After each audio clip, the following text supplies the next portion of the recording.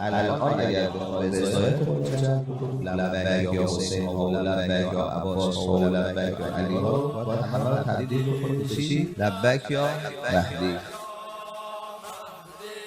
شما فکر میکنید که مثلا عمر سعد امام حسین رو دوست نداشت؟ عمر سعد خودش میگه میدونم که اگر با حسین باشم به بهشت میرم و اگر حسین رو بکشم به جهنم میرم، اما نمیتونم از ملک ری بگذرم.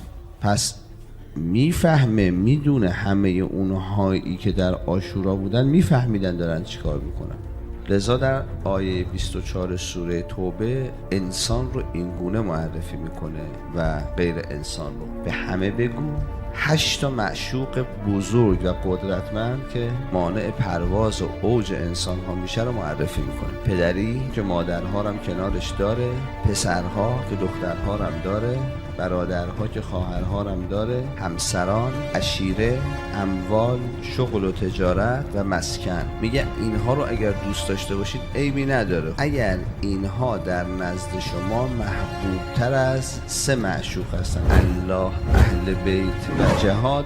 منتظر عذاب الهی و نکبت باشید که خداوند فاسقان رو هدایت نمیکنه. حالت طبیعی انسان همینجوریه که دستام نشون میدن، یعنی معشوق بی نهایت رو بیشتر از بقیه معشوقات دوست داشته باشه. معشوقهای عقلی و در درجه بعدی، معشوقهای حیوانی، گیاهی و جمادی.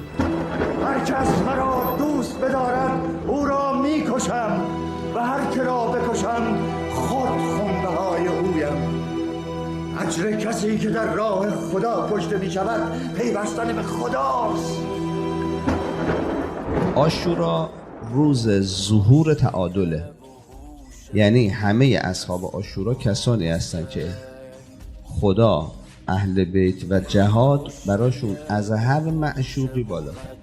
اونهایی که تا کربلا اومدن دوست داشتن امام حسین رو و اونهایی که باش جنگیدن هم دوستش داشتن، اما هیچ کدوم امام حسین رو غیر از اون تعداد محدود بیشتر از معشوق هایی که قرآن میگه از اون 8 معشوق دوست نداشتن. غلبه معشوق های 8 گانه بر حب به امام حسین چربید. اونهایی که باش جنگیدن هم دوستش داشت.